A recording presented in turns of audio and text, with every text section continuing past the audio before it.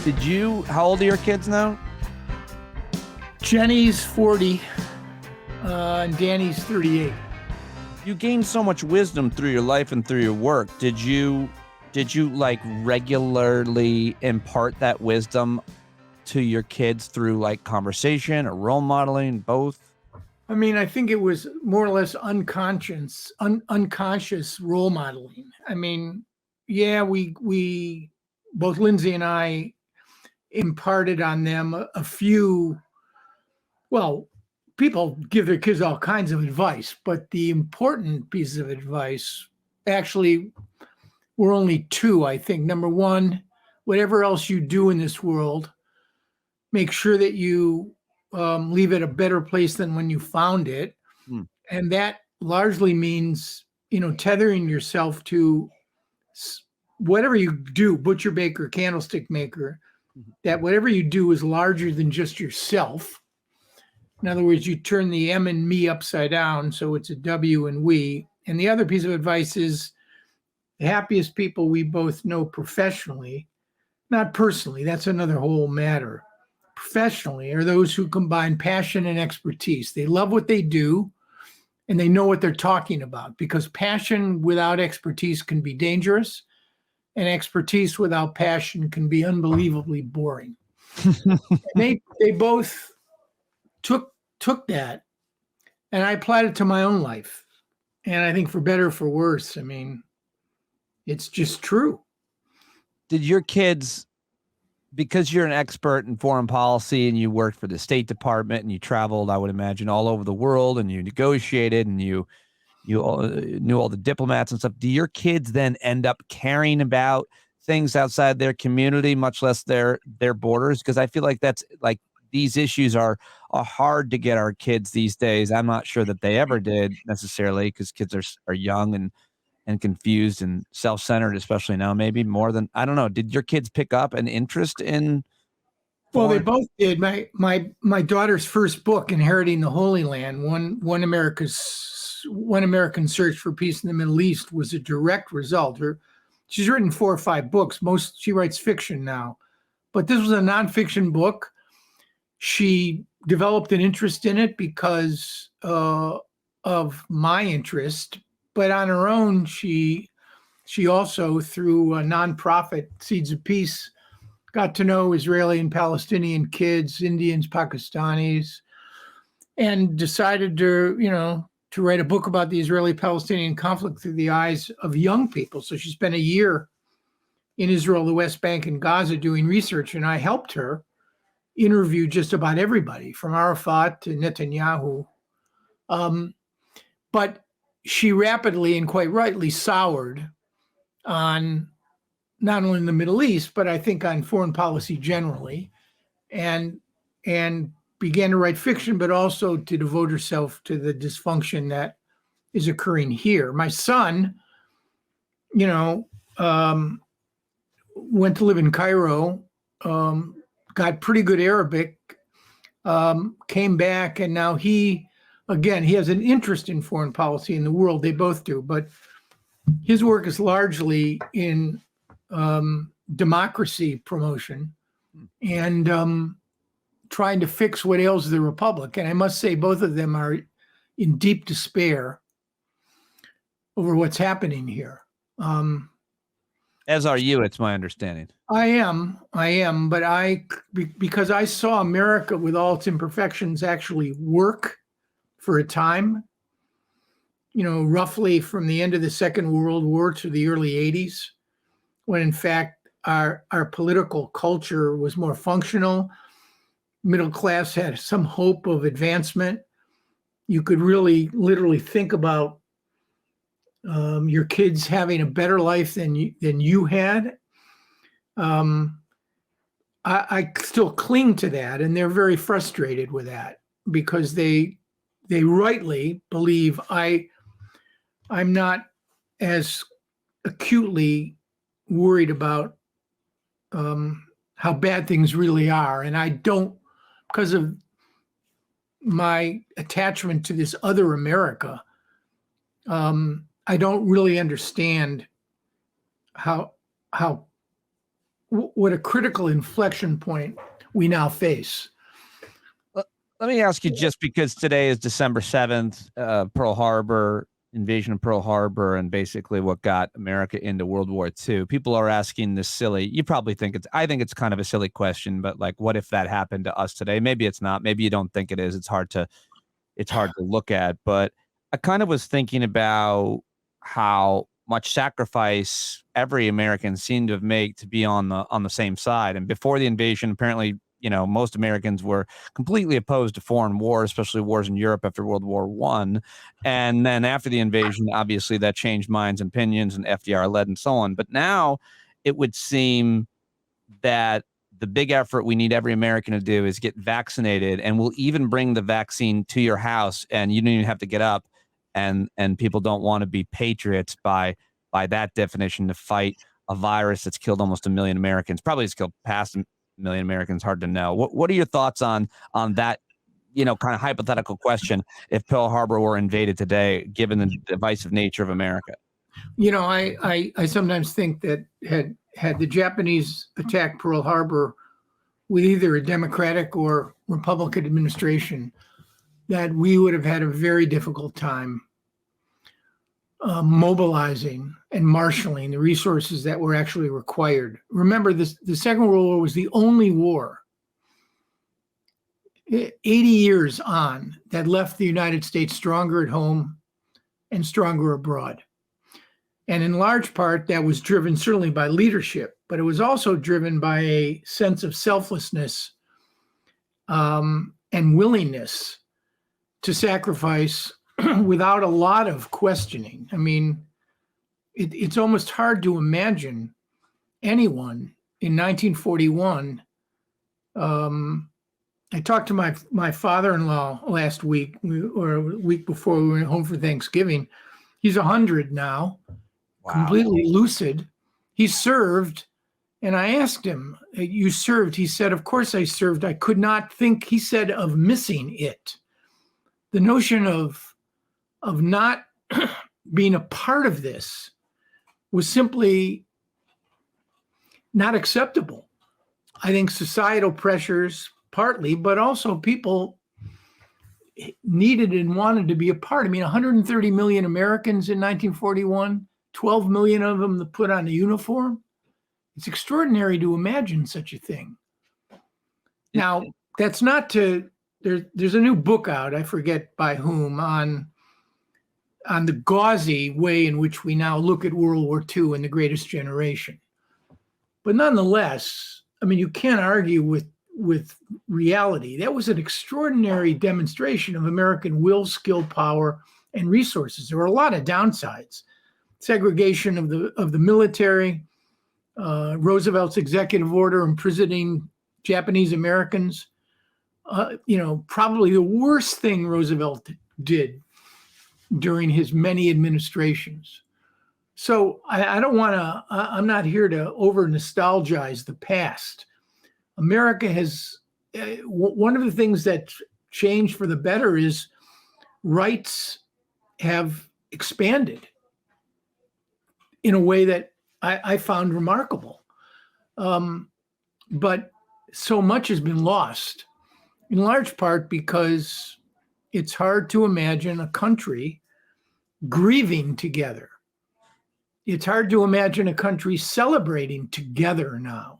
It's hard to imagine a truly popular president that transcends both parties and the kind of tribalization of American politics.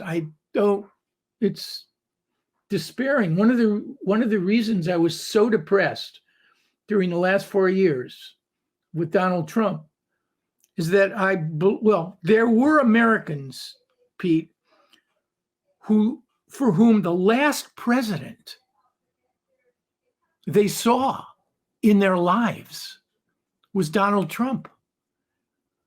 To me, that thought was so crushing. Yeah. That if my final moments were spent after my own career thinking about the future of this country with a man like that at its helm, it was demoralizing. I think about that quite a bit. I think specifically about John Lewis and Elijah Cummings. Yeah. And any other American, certainly those who had fought in World War II and fought Nazis, especially. But I was watching your series that you hosted at the Carnegie Endowment, Carnegie Connects, which is great. Check out their YouTube channel, and you hosted a conversation between two excellent scholars, Dr. Frances Brown, Dr. Rachel Kleinfeld, titled "Democracy in Peril," and they made the points about how Putin and Russia certainly have done all they can to drive a deep wedge into what is already divisive issues here in America using social media. And we all know a bit about that. And to me, that's the difference between a World War II situation. Like if it were Pearl Harbor, we would have seen propaganda right away saying, oh, that it wasn't Japanese planes or something. And I say that because we all saw January 6th on our TVs, and they are all trying to rewrite what that was right now. That's not even a year old. So given Russia's efforts and other nations as well in terms of trying to create that digital propaganda that exploits the hell out of our already standing divisiveness, that would be where we're at. That's where we're at today, it would seem. Yeah. And I think the two most worrisome trends to me is what Rand Corporation calls truth decay. The notion that millions of Americans fundamentally disagree with other millions of Americans on basic empirical realities. And if there's no common perception of the truth, and when I say the truth, I don't mean some philosophical, ethical issue to debate. But when empirical reality is up for grabs, as it is today, then that leaves the door wide open for somebody, a he or a she, to ride in with their own version and their own definition of the truth. And that is the incipient phase and stage of real authoritarianism. I interviewed Madeleine Albright on one of my early Carnegie Connects this fall, and her favorite quote from Mussolini is that if you pluck a chicken one feather at a time, nobody notices. Yeah. And that's I don't believe that we're on the cusp of turning into, a totalitarian society. I don't believe that's possible in this country. But the trends of truth decay, because you can't have effective self-governance if a full third of the country is operating on a set of empirical facts fundamentally different. Right. All right. And then second problem, and I raised it today, to me, the greatest problem in terms of the democracy recession here is the mainstreaming of not just political violence, but the fact that, and again, I voted for Republicans and Democrats and work for them, that you have one party that has become an anti-American system party. And it mainstreams and validates all of this. That's almost unprecedented in the way that it's being done. I mean, Rachel Kleinfeld made the point that the Democratic Party for a century was the party of segregation and the use of force, particularly in the South after the Civil War, to repress African-American suffrage. And now you've got a Republican Party that seems incapable of untethering itself from these fantasies, and of course from the shadow, the very real shadow that's looming over our whole political process still. Yeah. And I talk with people about Donald Trump's impact. Is he going to fade? Is he not going to fade? Is he not going to fade? The reality is what he's left behind is a ticking bomb. Right. You reference the Freedom House and their democracy scores. How do you experts, you PhDs of foreign policy and diplomacy and history, evaluate the health of a democracy. You guys are talking about, everybody's talking about this summit led by the President of the United States, Joe Biden. He campaigned on creating such a summit. It's virtual. It's 100 leaders. We can debate whether, who got the invitations and who RSVP'd, et cetera, who should be there, who deserves to be there. How do we evaluate, and how good of a evaluator is Freedom House, what a healthy democracy in the world looks like? I mean, I think they do a pretty good survey. The Economist Intelligence Unit ranks democracies. VDEM, a Swedish nonprofit, does it as well. It's a complicated process, and it involves all sorts of indices. And by the way, I hate the word expert. I really do. We could talk for another 10 minutes on why that's the case. People devote their entire lives to the study of democratic governance and what constitutes a democracy. I'm not an expert in this.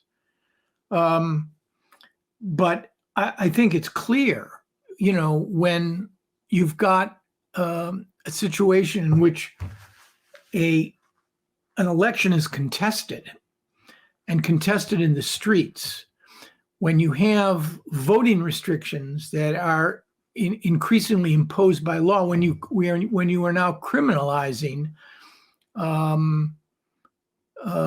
voter structure, if it's not handled in the precise way that a Republican legislature wants it to be handled, when you have this truth decay, you're creating headlines and trend lines that are creating real dysfunction in governance. And, Rachel pointed out that some states are behaving in as arbitrary a fashion as some liberal democracies around the world. So federalism, which is the nature of our system, can be a blessing as well as a liability. If you look around the world in terms of the world's rising autocracies, however you want to, whatever words you want to use, authoritarians, dictators, you see how media is used in the history and now, from World War I, the Civil War, all the way up through Rwanda, the radio personalities who created a genocide there. I see that. We talk so much about government. It seemed like that's so much of what your panel talked about today. And I always feel like the media element is left out of it, and what is journalism and what is truth. And the other night, Tucker Carlson on Fox News going on and saying that Alex Jones is a better journalist than CBS's Margaret Brennan or whoever else he wants to pick. Right. We're turning, and it's being led by Tucker Carlson and Alex Jones and Fox News and other major right-wing media outlets. They are leading these Republicans in the House and Senate and at the state houses and at the think tanks. And I feel like that gets left out because it seems so difficult to evaluate or to change, because all you got to do is be popular. Well, but without, again, and I come down here, everything. I agree with the destructive nature of all of the individuals you mentioned. But I also ask myself the question, how much responsibility should fall on us to listen, to decide what makes sense, what doesn't, what is fantasy and what's reality? And this is what disturbs me the most. I still wonder why people believe this stuff. Well, what is it that pushes them to do it? Is it economic grievance? Is it loss of identity? Is it fear of being replaced? What is it that leaves people open to this sort of hateful, polarizing language? Why can't people who have all of us, who all have the ability with a movement of a mouse to access more information without ever leaving your house, in an effort to identify what actually makes sense and what doesn't? So to a large degree, I don't want to give any of them a pass, but a lot of the responsibility has to fall on the citizenry. I mean, let me give you an example. In 1962, during the height of the Cuban Missile Crisis, Jack Kennedy gave an hour-long speech. I was 12, I think, at the time. The networks, after he finished speaking, went back to normal programming. Think about it. There was no analysis. You didn't have 6 journalists on 3 major networks and I don't know how many cable outlets. No social media. Analyzing, telling people what this speech meant. My parents had to listen to Jack Kennedy for an hour at the height of the greatest threat of nuclear war that this country and the world has ever faced, and decide for themselves whether what Kennedy had to say made sense. The media has mediated. It has gotten in between humans and accessing information and knowledge to come to conclusions that somehow make sense. Well, there's a lot of money in that. There is a lot of money in it. And so, and it's also entertainment. Well, sure. We've contracted out our politics to Tucker Carlson, to the talking heads, to social media. I mean, I must say, I do not use Facebook. I do use Twitter largely as an element of self-promotion. But Twitter is not a reflection of reality. People say that all the time, and I tend to agree, but it certainly does influence and shape reality. Yeah. And the question is why? I don't have an answer. Why can't people think for themselves? How can they be influenced by ideas that many of them probably believe make no sense? And yet, why do people believe in God? It's because for many people, God works. God serves a purpose. And the media serves a purpose. I want to ask. It fills a need in people's lives to rant, to rave. I mean, otherwise, it's hard for me to explain. Don't you think it helps, for example, someone who has come up on hard times, a working class person who is, worked pretty hard their whole life and just can't seem to get ahead. And what a lot of media narratives do is they help that person understand why they're in the situation that they're in. It gives them someone to blame, something to blame, and it becomes very tribal. It becomes very psychological, and it becomes very, I think, self-fulfilling to some extent. You've always got kind of somebody else or something else to blame, and you may very well, but it's often the wrong thing that they're feeding people. Or they've tapped into a legitimate source of anger and frustration, but are using it for illegitimate purposes. Right. They tapped into a legitimate grievance, but they're giving them an illegitimate narrative or source for to direct their anger at. And an object to direct their anger. Right, a person. I don't think there's any question about it. And I think, as much as there's asymmetry between Democrats and Republicans in terms of the damage I think they're doing to the country, largely on the Republican side. The Democrats also have their own problems in terms of who's controlling the messaging for the Democratic Party, and is it in fact working? And I think it's not working, and I worry about that too.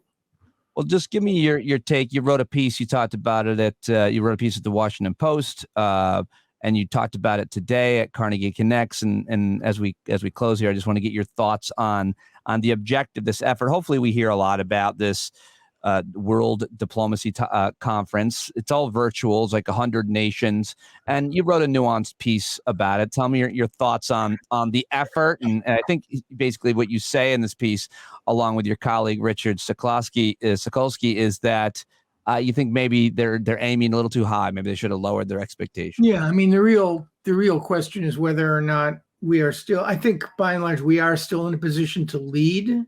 Right. We are one of the 2 world's largest democracies, but together with India, but we've seen a precipitous decline in both India and with respect to the United States in terms of democratic practice. We live in a glass house, and it's my view that Biden should go smaller abroad, much more focused in cooperating with fellow democracies on discrete, specific issues, and go big at home. But if you ask me what it means to go big at home, we run up against a brick wall, because what we really should be doing is passing legislation with respect to voting rights. Yes, and that's DOA, unfortunately. I mean, I will read to you, because I think it's really to close out. In 1838, Lincoln gave a speech to the Young Men's Lyceum in Springfield. Here's what he said: "At what point shall we expect the approach of danger? By what means shall we fortify against it? Shall we expect some transatlantic military giant to step the ocean and crush us at a blow? Never. All the armies of Europe, Asia, and Africa combined, with all the treasure of the earth in their military chest, with a Bonaparte as a commander, could not by force take a drink from the Ohio or make a track on the Blue Ridge in a trial of 1,000 years. At what point then is the approach of danger to be expected? I answer, if it ever reach us, it must spring up amongst us. It cannot come from abroad. If destruction be our lot, we must ourselves be its author and finisher. As a nation of free men, we must live through all time or die by suicide." Okay? I've seen the enemy, and it's us. Yeah. And just to close, if Biden were here today, he would say, there's no foreign policy issue out there that's more dangerous or damaging to the future of the republic than the 3 or 4 internal challenges and crises that we face at home. Those are the ones that need to be addressed. Yeah. Aaron David Miller, a pleasure as always to have you join me in the shed. Thank you very much, sir. Thanks. You're looking great, and so is the shed. I appreciate it.